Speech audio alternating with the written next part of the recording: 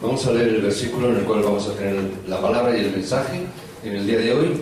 Y como tenéis el boletín, lo podéis ver, lo encontramos en el libro de los Hechos, en el primer capítulo.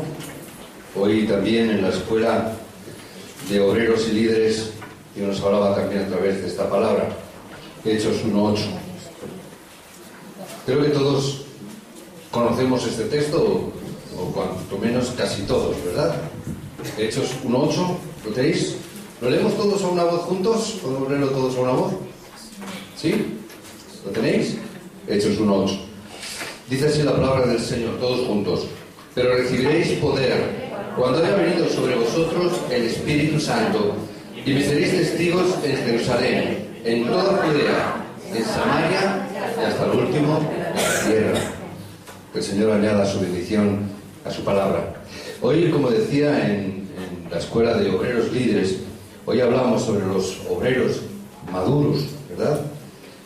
Y tenemos que levantarnos como obreros, como discípulos, pero también como creyentes con una cierta madurez, ¿verdad? Para eso tenemos tres cuestiones. Me gustaría poner tres cuestiones antes de lanzarme directamente al mensaje. Hoy podemos ver en este mundo, en nuestra sociedad actual, en la realidad que estamos viviendo, podemos ver que muchas personas están sobreviviendo a una agonía indecible, a una problemática y una situación de sufrimiento terrible, aunque no hablan de ello, aunque tratan de alguna manera de taparlo, de que no se note. Algunas veces lanzamos unas columnas de humo para que no se vea ese sufrimiento que están ahí, pero estamos viendo cómo, por causa de los problemas sociales, económicos, etc., el número de suicidios está aumentando cada vez más, ¿verdad? Quiero recordar que esta semana, con las noticias de las elecciones en Venezuela, creo que estaban diciendo que se había convertido en uno de los países que más suicidios ha habido en este año en Venezuela, por causa de estos problemas. Tenemos que ver, nosotros que somos creyentes, hijos de Dios, que tenemos una fe y una confianza, tenemos que darnos cuenta de que las personas que están sufriendo sin poder salir de ese sufrimiento, sin poder escapar, por causa de las cosas que se han enraizado en nuestras vidas a lo largo de esa vida desde que nacemos. Hay muchas cosas que se han enraizado, hay muchas cosas que se han grabado en nuestro corazón, que estamos viviendo, que estamos teniendo, que hay veces que no nos damos cuenta, que no sabemos, pero que gran parte o mucho de nuestro comportamiento, lógicamente actual, tiene mucho que ver con lo que hemos vivido en el pasado, con lo que hemos sufrido en el pasado, con las cosas que hemos pasado en nuestra vida, y ese tipo de cosas que se han ido quedando, se han ido grabando en nuestro corazón, que se han ido grabando en nuestro interior, ¿verdad? Y eso ha forjado o ha cambiado nuestra personalidad, ha cambiado nuestra forma de pensar y ha cambiado incluso nuestra ideología en todos los aspectos. Es decir, no somos ajenos al contexto en el que vivimos, ¿verdad? Entonces todo eso se ha ido implementando en nuestra vida, se ha ido forjando en cada uno de nosotros, y nos damos cuenta de que las personas no pueden salir y no pueden escapar por sí mismas de su problema del pasado. Es un pasado que está ahí siguiéndoles continuamente. Por eso hoy hablaba a los obreros y les decía, tenéis que ayudar a las personas antes de que vengan los problemas graves, ayudarles a encontrar la luz del Evangelio y encontrar y dar la respuesta que hoy en día más necesita la sociedad. Hoy en día, donde cada vez más se habla de ese sincretismo, de esa unificación de religiones, donde cada vez, casi semanalmente, puedo estar escuchando informaciones ahora con el actual Papa Francisco, ¿verdad? Ese que yo leía esta semana un artículo que hablaba de él, lo escribía él, no recuerdo muy bien, y decía que se había encontrado muy a gusto, orando con los hermanos separados protestantes, ¿verdad? Y siempre con un poco ese hermanos separados, ¿no? Así como protestantes, ese término un poco despectivo, ¿no? Y vemos que todo quiere traer ese sincretismo de todo es igual, todo es lo mismo, todo vale, cualquier cosa sirve.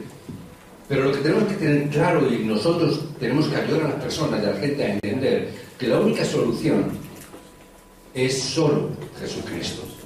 Que no hay otra respuesta y no hay otra solución, porque Cristo es todo. Porque Cristo es suficiente.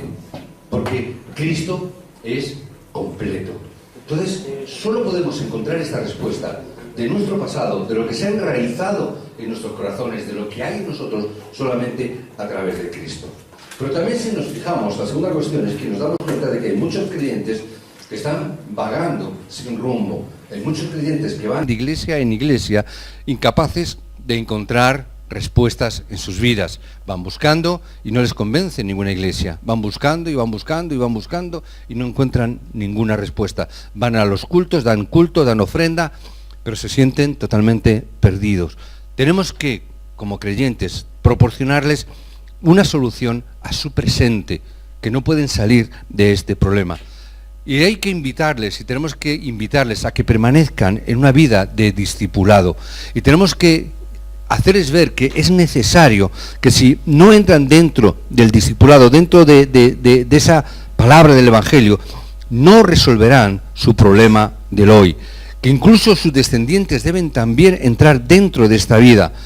Y que para nosotros debiera de ser obvio la evangelización y las misiones, porque no es difícil dar lo que tenemos, y no tiene que ser difícil para nosotros poder compartir este evangelio y este mensaje, que es lo que Cristo nos ha dado y es lo que Cristo ha hecho en nosotros, y no debería de ser algo tan complicado y tan complejo como a veces los creyentes decimos, o se decía, no, es que yo todavía no sé, no estoy preparado.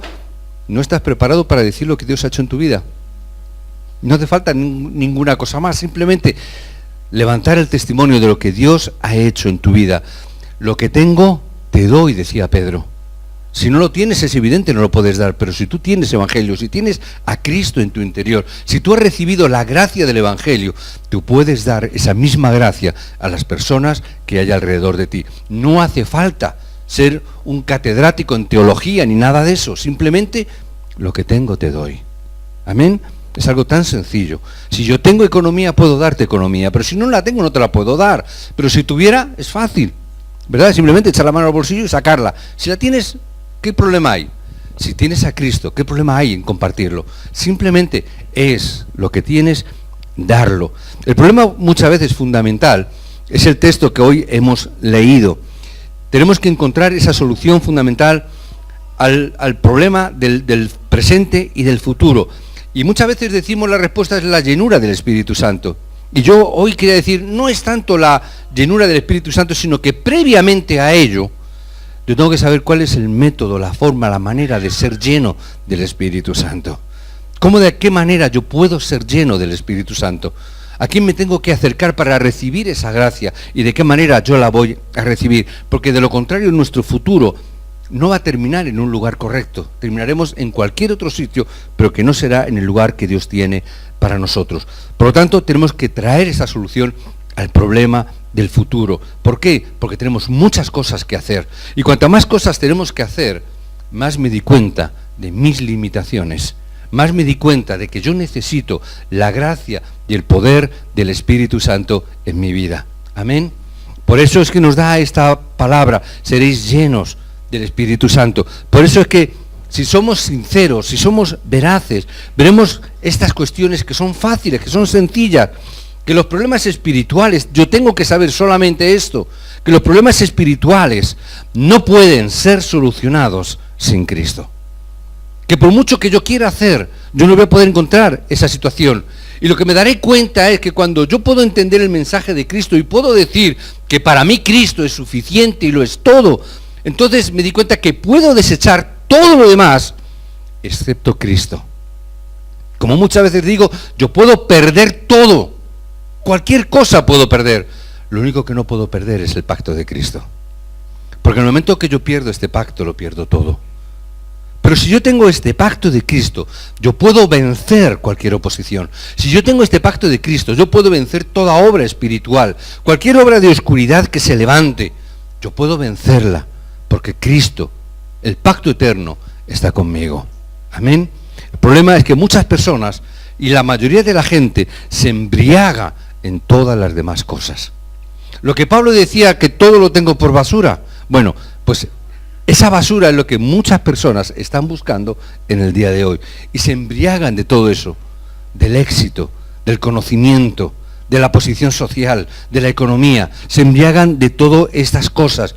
Pero el tener todas estas cosas simplemente no es ni más ni menos que vivir una vida como si fuese una vida de suicidio, porque al fin y al cabo prácticamente estás muerto en vida. Y tienes tanto éxito y tienes tantas cosas que ayer leía en la prensa un cantante famoso, no recuerdo de qué grupo, haciendo una gira en el escenario, cayó muerto. Y te pregunto, ¿para qué sirve entonces? Simplemente viven una vida que prácticamente están al borde del suicidio continua y constantemente. Bebida, alcohol, etcétera, etcétera, etcétera.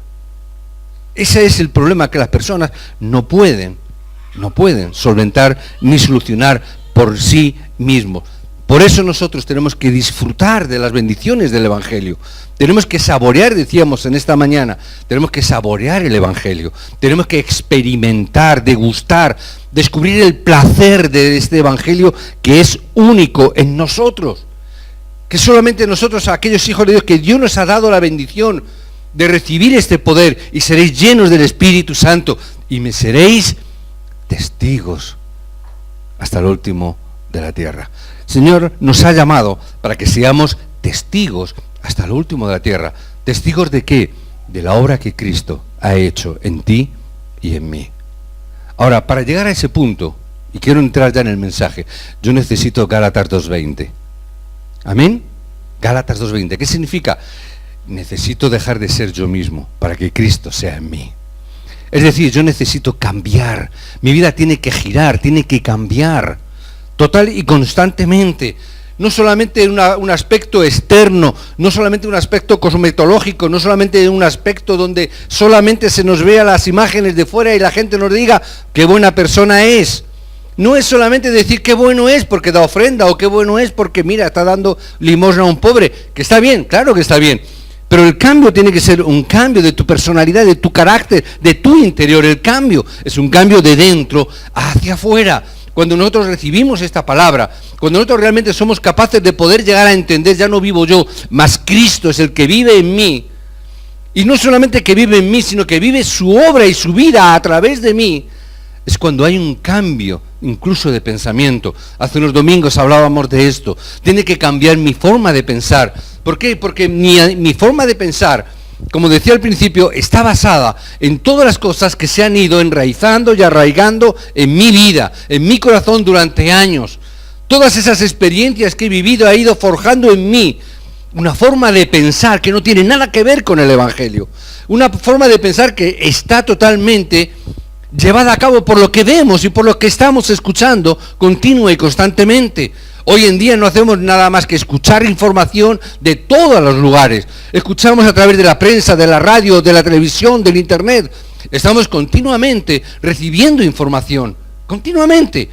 Toda esa información que está siendo procesada en mi pensamiento, hasta tal punto que mi ideología está formada por todas las cosas que estamos escuchando, viendo, que estamos recibiendo. No estoy diciendo que sea malo en sí mismo, estoy diciendo que eso está creando mi pensamiento, eso está creando mi ideología, eso está forjando mi personalidad. Lo que yo he vivido y sufrido, lo que yo estoy escuchando ahora, es lo que está forjando mi pensamiento. Pero si yo puedo a través del Evangelio cambiar interiormente, si puede cambiar a través del Espíritu de dentro hacia afuera, hasta tal punto que mi pensamiento sea un pensamiento cambiado por causa del Evangelio, significa que mi posición también va a cambiar. Mi lugar va a cambiar también. Y sin estos cambios no seremos capaces de proclamar el Evangelio.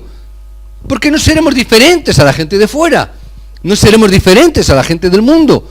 No seremos diferentes a aquellos que están sufriendo, porque estaremos sufriendo también nosotros si nosotros no cambiamos. Pero cuando esto ocurre y Cristo toma lugar en nuestra vida, entonces hay un cambio de posición. Mira a José.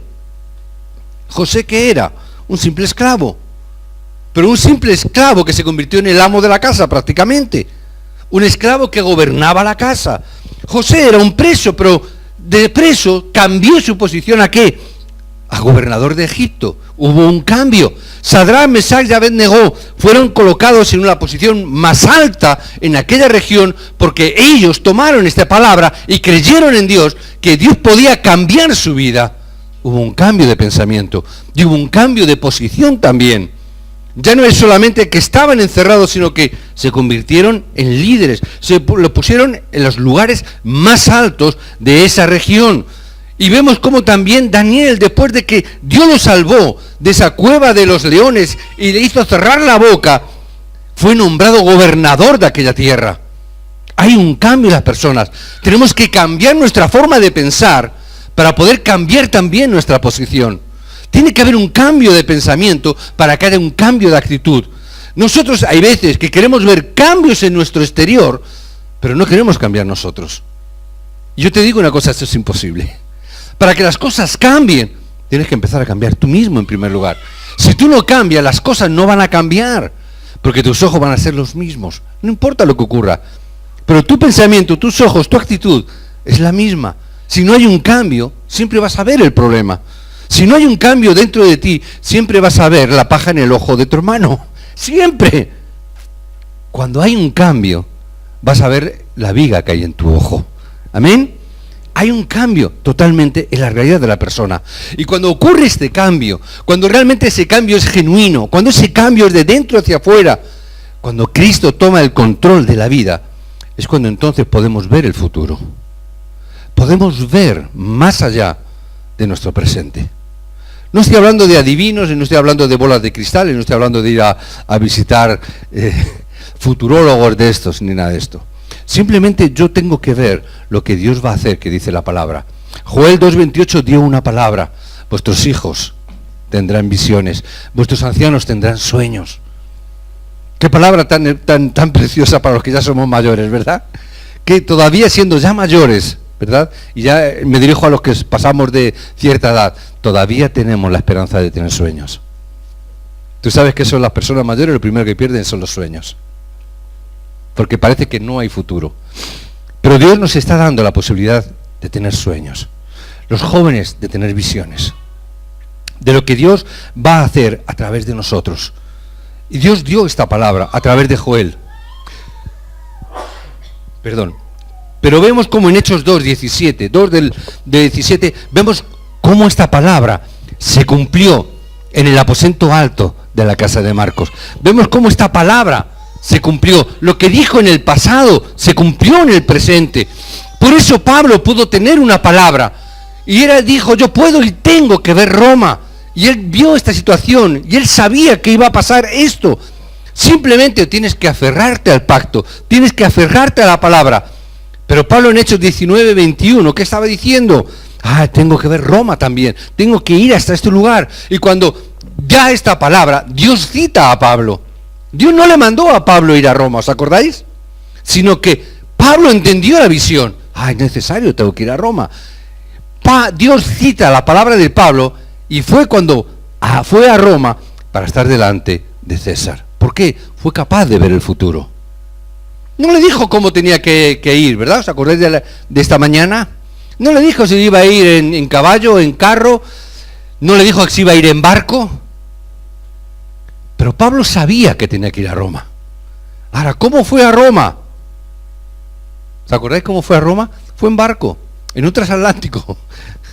No, ¿verdad? En un transatlántico no, fue en barco. Pero como esclavo, como prisionero. Es decir, no le costó nada el pasaje. Fue gratis.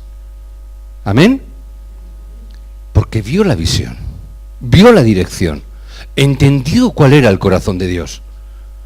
Tenemos que ver el futuro también para verlo, porque cuando nosotros vemos esto, entonces el evangelismo se lleva a cabo de una manera fácil, de una manera sencilla.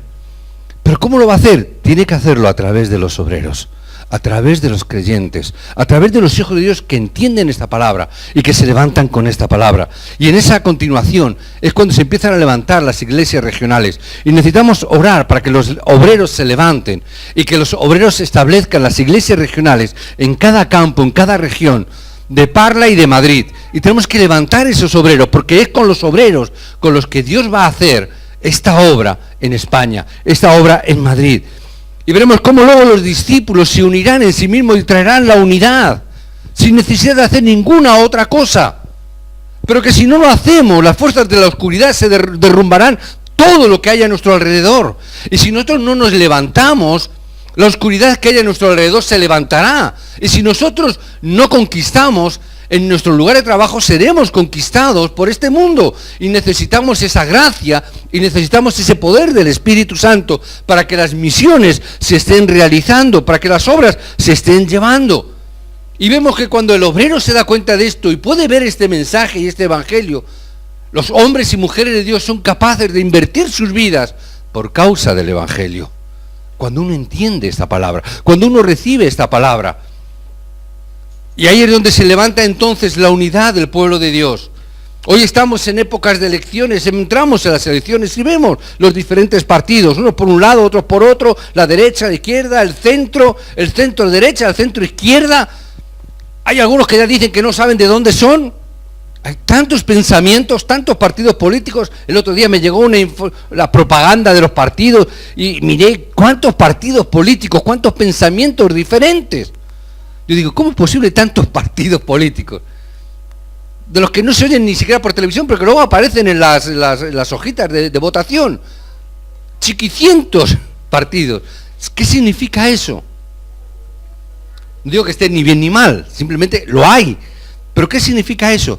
Que hay mucho pensamiento, que cada uno tiene su propio pensamiento, cada división, cada situación, significa el mundo no puede tener unidad. Significa que no puede haber una unidad fuera del Evangelio, no puede haber una unidad fuera de la iglesia. Por eso la iglesia tenemos que mantener esta unidad dentro del Evangelio. Y necesitamos para eso la guía y la dirección del Espíritu Santo, porque si dos personas llenas del Espíritu Santo, seguro que aunque no se encuentren, terminarán en el mismo lugar. Es posible que uno pueda estar en Corea y otro pueda estar en España. Da igual, al final terminaremos en el mismo sitio si somos guiados por el mismo Espíritu de Dios. Pero si somos guiados por el Espíritu de Dios, no puede ser que uno vaya para la derecha y otro vaya para la izquierda y los dos digan, no, yo recibí la guía del Espíritu Santo. Algo está fallando. Seguramente Cristo no sea solo Cristo, sino que sea Cristo con mi pensamiento, Cristo con mi motivación, Cristo con algo más que no sea Cristo. Amén. Necesitamos esa unidad. Para eso, hermanos, estamos orando y seguimos orando para levantar el centro de remanentes como una necesidad para nuestros jóvenes, para nuestros niños. Necesitamos levantar dentro, cuando tengamos esa unidad, y mientras que no la tengamos, no podrá ser hecho, no podremos levantar el centro de remanentes. Por eso es tan importante que veamos. Yo ya he visto, yo sé que vamos a tener el centro de remanentes en Madrid, yo lo sé. ¿Cuándo? En su tiempo, en el horario de Dios, pero lo vamos a tener. Porque hemos estado orando por remanentes. ¿Cuántos remanentes había hoy en la iglesia? ¿Cuántos remanentes? Ahí está Ethan, que ha venido ya a visitarnos por primera vez, ¿verdad? Al final es Ethan, ¿verdad? Ethan está allí, con su mamá, Ariana. Tantos. Dentro de poco tendremos aquí sentada, tendremos a Miri con Irene. Dentro de poco a Pilar, que con su bebé, que lo tiene todavía, pero que le falta, no llega a un mes, lo tendremos aquí. ¿Verdad? Allí tenemos a Eva con su tía, ¿verdad? Está ahí al fondo. Tantos remanentes, no voy a nombrarlos todos porque se me va el tiempo, que hay tantos. Pero necesitamos que esos remanentes se levanten, que sean preparados, que esos remanentes puedan tener el mensaje y puedan recibir el Evangelio. Que estos remanentes, adiós Eva, chao. Que estos remanentes puedan ser levantados por causa del Evangelio. Necesitamos ese centro de remanentes que se preparen. ¿Para qué? Para cambiar la cultura de este país, para conquistar la economía de este país, para poder cambiar la cultura y todo lo que hay en este país por causa del Evangelio. Y necesitamos preparar a los remanentes. Necesitamos que estos remanentes encuentren su lugar, su espacio, su educación a todos los niveles. Que podamos apoyar a estos remanentes. Que podamos levantar becas para estos remanentes. Yo estoy orando para que Dios traiga empresarios a la iglesia. Para poder levantar becas. Para que estos remanentes puedan estudiar y puedan prepararse dentro de la cultura. Que puedan prepararse en todas las artes que Dios nos ha dado para que podamos a través de ello conquistar la cultura de un país que hoy en día está en manos del diablo, que hoy en día la cultura del país está en manos de la oscuridad y tenemos que rescatarla en el nombre de Jesucristo. Directores de cine que se levanten como Steven Spielberg, que llenen salas pero con un mensaje del Evangelio correcto. Hombres y mujeres que se levanten en esa dirección. ¿Cómo lo vamos a forjar? Dentro de la unidad, dentro del Evangelio. Fuera del Evangelio será imposible. Con el Evangelio todo lo podremos hacer. Y ahí entonces podremos levantar el movimiento de remanentes correcto. En cada país se levantará un centro de remanentes. Amén. Que Dios nos dé gracia. No perdáis nunca el fundamento de los mensajes de la Iglesia de Aposento Alto. No perdáis nunca la corriente del mensaje. Si no podéis venir un domingo a escucharlo por internet. Bajaros por internet los mensajes que estamos escuchando desde Corea. Obreros sobre todo, tenéis que escuchar los mensajes del culto núcleo. El culto núcleo tenemos que retomar ese mensaje que se ha perdido. Que nos venimos los sábados por la mañana y estamos solos. Tenemos que retomar los mensajes para no perder la dirección. Porque si no, no vamos a cambiar a nosotros mismos, si no es a través de la palabra. Por eso, obreros, necesitamos orar durante 24 horas. Cómodamente, pero orar 24 horas, continuamente, que podamos estar orando. Que tengamos nuestros 3 tiempos de oración, obreros, para tener esa madurez, que tengamos nuestros 3 tiempos de oración, que tengamos nuestro tiempo de oración programado. Al igual que programamos otras cosas en nuestra vida, que podamos programar nuestro tiempo de oración. No lo perdamos, porque ahí tendremos la fuerza, porque ahí tendremos la sanidad, porque ahí Dios nos dará la salud. Si nosotros meditamos en nuestros tiempos programados de oración, nosotros tendremos también la sanidad. Llevo unas semanas teniendo contactos con una psicóloga. Y la psicóloga me quiere convencer a mí, me quiere convencer de que haga meditación. Me quiere convencer de que haga meditación. Digo, estás bien. Y ella me dice todas las cosas buenas que tiene la meditación. Que si meditando la salud, porque te va a dar paz, porque esto, porque lo otro, porque pitos, porque flautas. Y yo le digo, ¿y para meditar qué hago? ¿Me pongo la mente en blanco? Me dice, no hace falta ponerse la mente en blanco, tienes que pensar en cosas bonitas. Digo, mira, si tú meditas en Cristo y en el Evangelio, la que vas a ver cosas bonitas eres tú. Es decir, los médicos, los psicólogos, recomiendan la meditación por causa de la salud. Es algo científico, algo que el diablo nos robó hace tiempo. ¿Qué es lo que tenemos que meditar? Tenemos que meditar en la obra del Espíritu Santo. A través de la meditación, hermanos, tenemos que llegar a esa plenitud del Espíritu Santo. Decía al principio, no es la llenura del Espíritu Santo, sino el método para llegar a ser llenos del Espíritu Santo. Que podáis ser llenos del Espíritu Santo a través de meditar, y en los tiempos programados de oración y meditación de la palabra, que recibáis la llenura del Espíritu Santo. Que en ese tiempo, cuando estéis orando, meditando en la palabra y en la oración, orad, Señor, hazme ser lleno del Espíritu Santo. Cuando cojáis aire, Señor, hazme ser lleno del Espíritu Santo. Retenéis el aire, cuando lo soltéis, Señor, que toda la fuerza de la oscuridad se quiebre en el nombre de Jesucristo. Hacedlo, probar un tiempo, probar una semana con esto. Cuando cojáis aire, hazme ser lleno de tu gracia, Señor, siempre. Cuando soltéis el aire, Señor, se quiebre todo poder de la oscuridad y de Satanás en mi entorno. Orar, meditar con esta palabra, meditar con el mensaje, y tendréis salud también en vuestro cuerpo, además de la obra del Espíritu Santo en vuestra vida. Os bendigo en el nombre de Jesucristo, que recibáis gracia en el nombre de Dios.